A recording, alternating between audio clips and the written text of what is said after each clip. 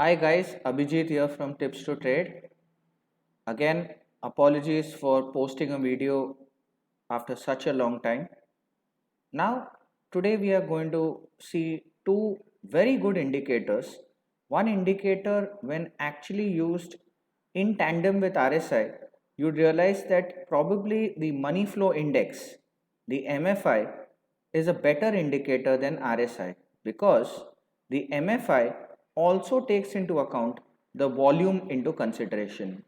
Another aspect of MFI which is very important is it helps us to identify divergences very efficiently compared to RSI.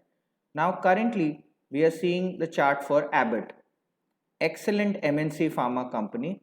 Now if we actually see what is a negative divergence, if price makes a new high with a flat or declining RSI, it means that the market has made a new high without momentum.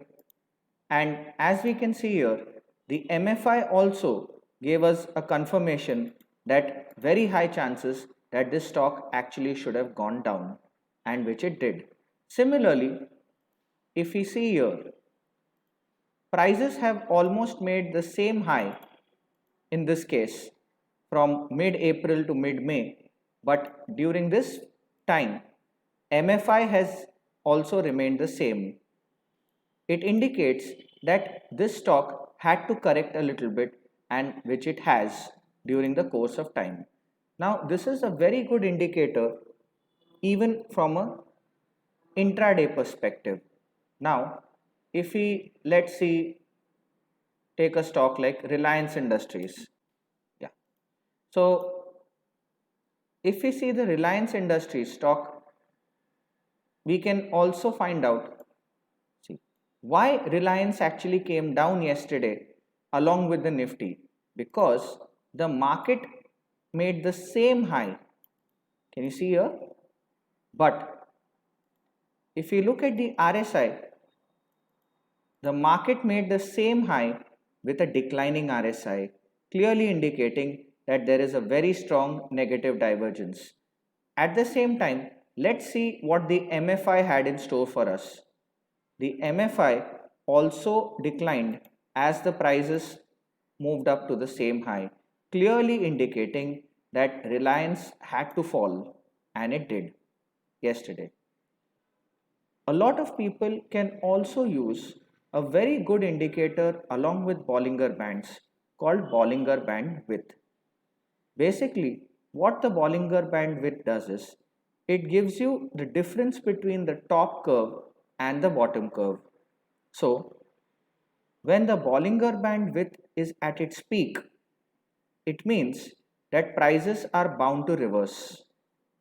Whereas, when Bollinger Band width is at its bottom, it means that the trend is flat, and once the BBW curve starts moving up, the trend could be very strong. Now, mind you, this trend could be either bullish or bearish. So, if you want to see a stock, let's say HUL or Hindustan Lever, yes. So, as we can see here, Hindustan Lever was flat, the RSI was almost in a no trade zone, oscillating in the range of 45 to 40. But as the BBW started picking up and the trend turned positive, this was a strong sign that we should have bought Hindustan Lever.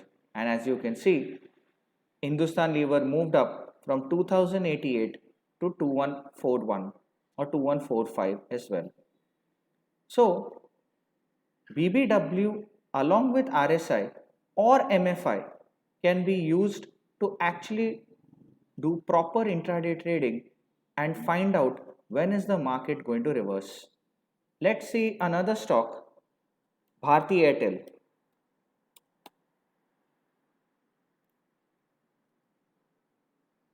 So, what happened in Bharti Airtel? Prices made a new high. RSI did not move up, and the MFI, the money flow index, also continued to decline. And BBW was also at its peak, indicating that very high chances that Bharti Airtel is due for a correction. And as we can see here, so far it has already come down from 593 to 584. Generally, whenever we see a negative divergence, we can expect RSI to come down to at least 40 to 35 levels. And similarly, whenever you get a positive divergence, very high chances that you can see RSI close to 60 to 65 levels. So right now, Bharti Airtel looks weak and a correction till 578 or even 570 is a possibility. So my suggestion would be we must use price action through candlesticks along with RSI, BBW and MFI to have a good understanding of how do you do intraday trading using positive and negative divergences. Thank you. Till we meet again.